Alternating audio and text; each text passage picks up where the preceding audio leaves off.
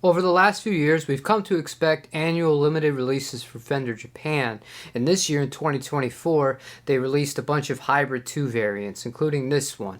This is a Fender Japan Hybrid 2 Stratocaster in a red beryl finish on it. We're going to be checking this guitar out, seeing what it sounds like. I'm going to be trying my best to tell you how it feels to play, as well as providing some definitive specifications, because I know those are a bit more useful to some people than my own subjective thoughts. However, we're going to start right off with some playing examples. We're only going to be using two pedals, the Brown Amplification Protein and the Strymon Bellante. The Dr. Z will be our amp of choice, using the 2 Notes Captor X straight into the computer from there. Let's hear it, then we'll talk a little bit more afterwards.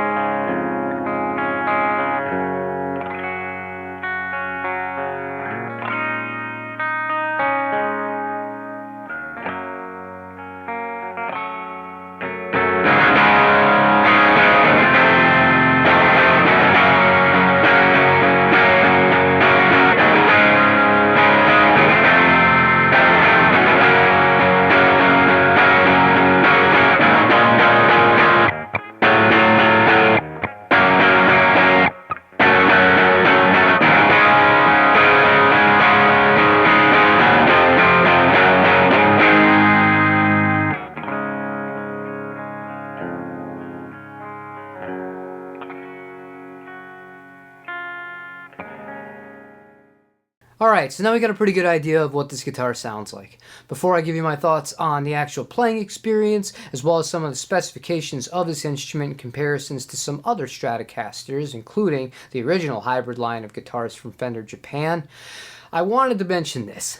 I was going through my analytics the other day, and only 15% of the people that watch these videos are subscribed, and I think that we can do a little bit better than that. So if you're somebody that does love these sorts of off-the-beaten-path guitars from Japan that you can't get here, and you like the information or just the content in general, it doesn't cost you anything. I ask you to please consider subscribing. It would mean a lot to me, and again, it's free of charge. It's the least you can do, right? I'm providing you entertainment, at least to some degree.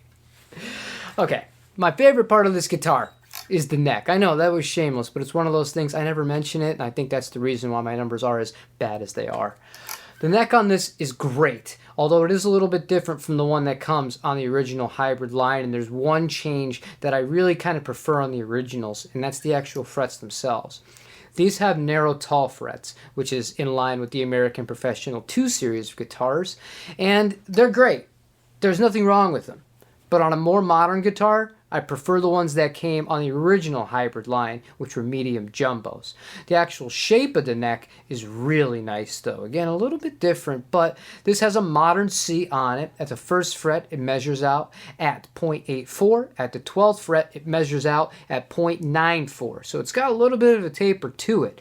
It's very comfortable to play. It shares a satin finished back of the neck. So when I was really getting towards the end of that playing session and I was starting to sweat a little bit, I was having no problem still smoothly going up and down the fretboard. I love the playability of these guitars. Out of the box, the fretwork is always really good. This also has rolled fretboard edges on it and a bone nut. The only thing you need to do to make sure that any guitar with a tremolo or a vibrato is going to stay in tune well when you abuse this thing is stretch out the strings and lubricate the nut while making sure that the string gauges that you choose is actually in line with the actual way that the nut is cut. You do those two things, you're not going to have any problems. The last thing we're going to talk about here is completely subjective, and that is the tones of this instrument.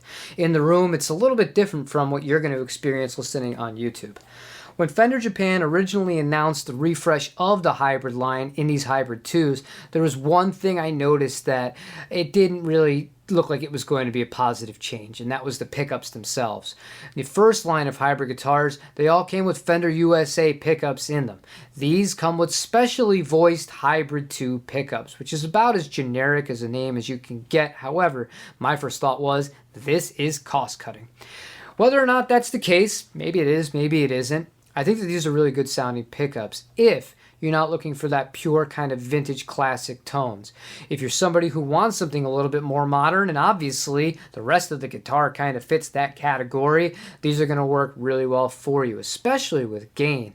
I thought that these cleaned up really well when we did that one example with the Brown Amplification Pro Team. We had the gain engaged on the bridge pickup, and I just altered my pick attack, and I was able to get some really, really cool lowerish gain sounds, or manipulated lowerish gain sounds by not strumming so hard. And then when I did go full bore, it sounded really big and really mighty in my opinion. Now, if you're asking yourself, what's the difference between these 2024 limited edition hybrid 2s and the regular ones?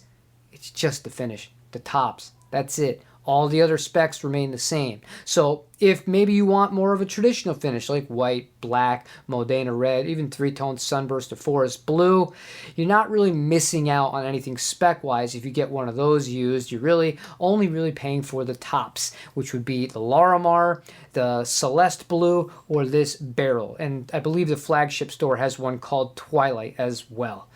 That's it though for today. Let me know in the comments section down below if you like these guitars and what you think of this finish. This is definitely not my initial cup of tea, but in person, I gotta say, it's actually pretty cool. Thank you for watching today's video. Again, like, comment, and please consider subscribing. Seriously, I don't want to harp on this, but that was really disappointing to see the number was that skewed. I look forward to reading your comments and enjoy the rest of your day. Take it easy, everybody.